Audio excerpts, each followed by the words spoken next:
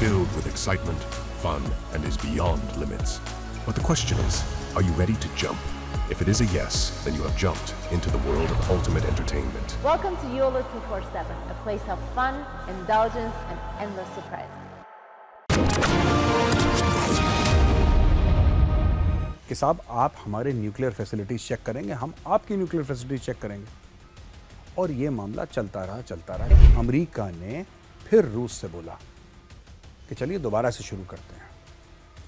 रूस ने साफ मना कर दिया हमारे साथ लड़ने में, और फिर आप चाहेंगे कि हम आपके साथ कोऑपरेट करें। वी आर सॉरी, ये नहीं हो सकता।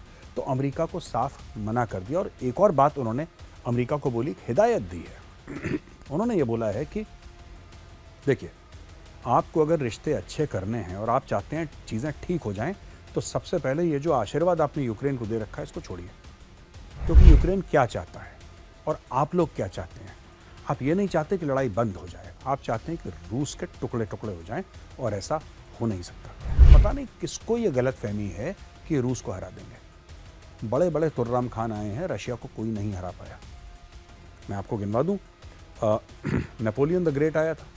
रूस को किसी फौज के साथ लड़ने की आवश्यकता नहीं है। अगर कोई बड़ी फौज आ जाए तो, मैं यूक्रेन की बात यहाँ पे नहीं करूँगा, कोई भी बड़ी फौज आए, रूस पे हमला करे, रूस पीछे हटती चली जाएगी रूसी सेना पीछे हटती चली जाएगी 1000 किलोमीटर। ज़ेलेंस्की तो पैसे खा गया दोस्तों, पैसे खा के ज़ेलेंस्की हो गया मस्त।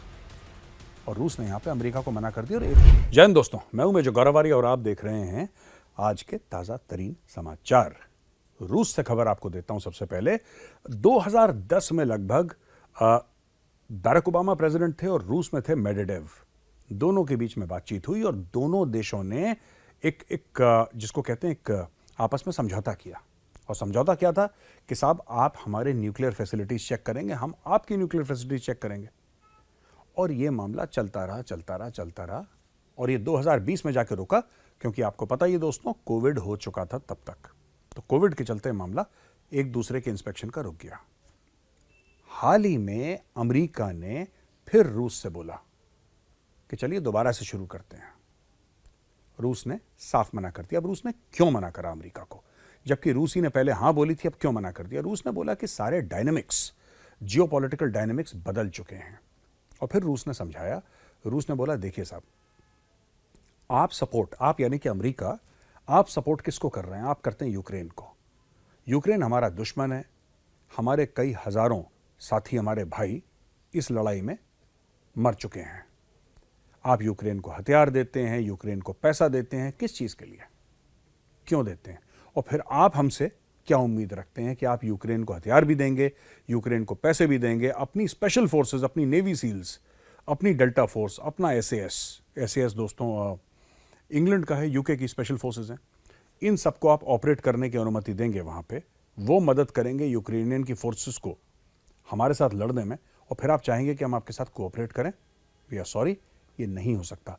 तो अमेरिका को साफ मना कर दिया। और एक और बात उन्होंने अमेरिका को बोली, हिदायत दी है।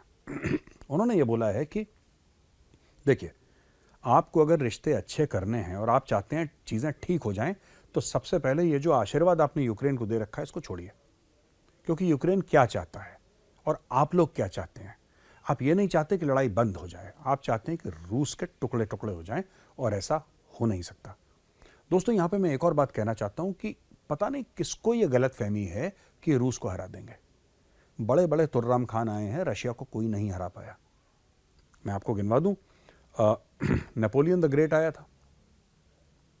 नेपोलियन ने पूरी कोशिश करी, नेपोलियन हार के चला गया। हिटलर ने कोशिश करी, हिटलर ने अपने हजारों लाखों सैनिक भेजे, टैंक भेजे, आर्टिलरी भेजी, बोला कि बिल्कुल जाके तहस नहस कर दो मॉस्को को। कुछ नहीं हो पाया।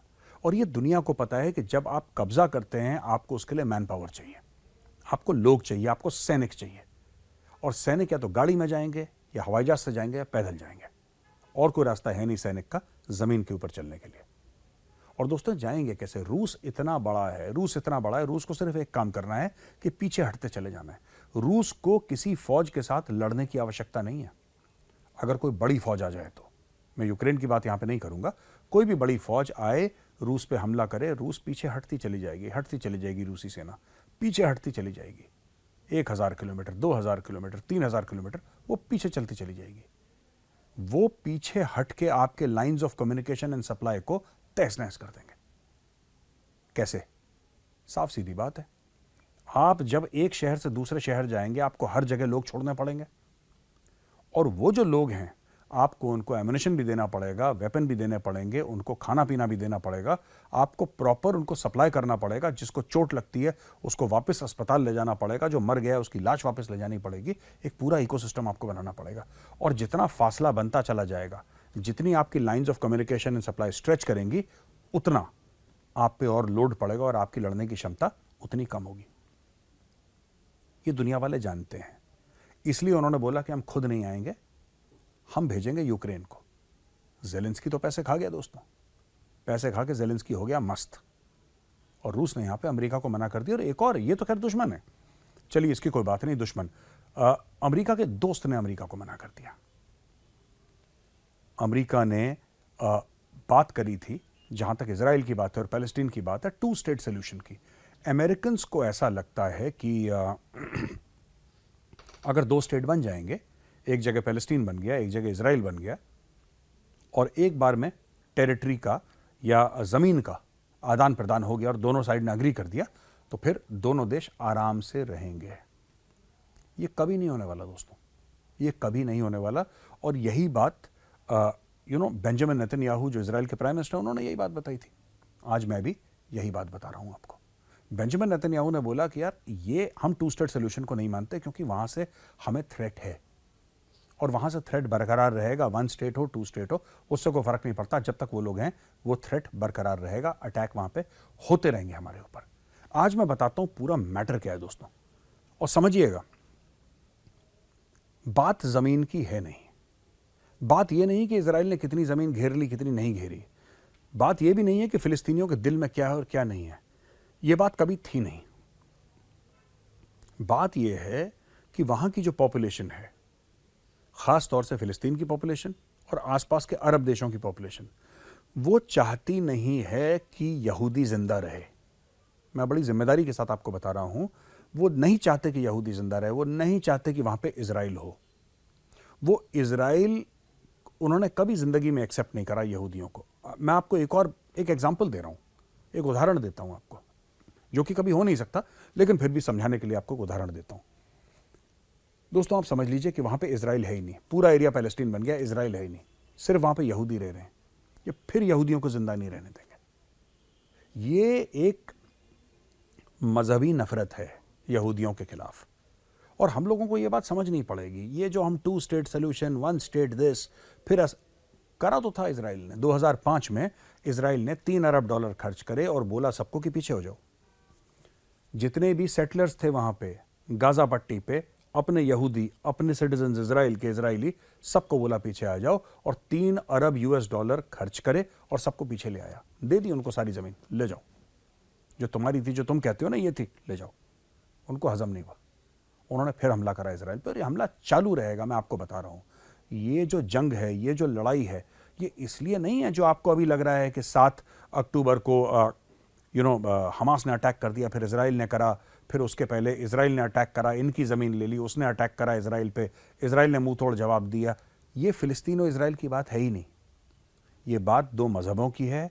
ये इस्लाम और यहूदियों के बीच में जंग चल रही है, और यही इसकी सच्चाई है। लोग कितना भी इसकी लीपापोती करें और आपको कितने भी सेक्युलर ढंग से इस चीज़ को पेश करने की कोशिश करें दोस्तों, ये बात है। और आखिरी खबर पाकिस्तान से। पाकिस्तान ने खूब पैसे खर्च करे, लोन लिया, ज़मीन गिरवी रखी, पता नहीं क्या क्या नहीं करा पाकिस्तान ने। बहुत एफर्ट करा और मिलिट्री हार्डवेयर खरीदी चाइना से। मिलिट्री हार्डवेयर चाइना से खरीदने के बाद उन्होंने रडार तक खरीदे। चाइना ने बोला कि इससे बेहतरीन रडार दुनिया में नहीं है। पाकिस्तान ने बोला अच्छी बात है, लोन पे मिल रहा है, इस वक्त तो पैसे नहीं देने। तो उन्होंने अपने ऊपर लोन उठा लिया करोड़ों अरबों डॉलर का, चाइना से ये हथियार, चाइना से वो हथियार, क्योंकि दुनिया के सामने ये दिखाना था कि हम इंडिया से लड़ सकते हैं। बस एक ईगो की लड़ाई, एक अना की लड़ाई, एक घमंड की लड़ाई। अब हुआ क्या उसमें कि जब इंडिया का एक ब्रह्मोस गलती से चला गया पाकिस्तान, वो साहब 3, साढ़े 3, 4 मिनट पाकिस्तान की टेरिटरी में उड़ता रहा लैंड करने से पहले। पाकिस्तानियों को पता नहीं लगा कि है क्या, राइट? चलिए वो ब्रह्मोस था, बहुत एडवांस था, हाइपरसोनिक क्रूज मिसाइल, आप छोड़ दीजिए ब्रह्मोस को, हम उसकी बात नहीं करेंगे, राइट। ये जो ईरान ने मारा इनको ड्रोन का भी पता नहीं लगा, इनको ईरानियन मिसाइल्स के बारे में पता नहीं लगा जो कि ज़्यादा एडवांस नहीं है। तो पता नहीं इनको कौन सा कबाड़ा बेचा है चीनियों ने रडार के नाम पे, पाकिस्तानी बड़े खुश हो गए, लेकिन ये रडार बिल्कुल नाकाम है दोस्तों। ये मैंने सोचा आपको एक खबर सुना दूं। तो आज इतना ही मेरे पास आपके लिए, कल फिर हाजिर हूंगा कुछ नई खबरों के साथ। तब तक के लिए जय हिंद।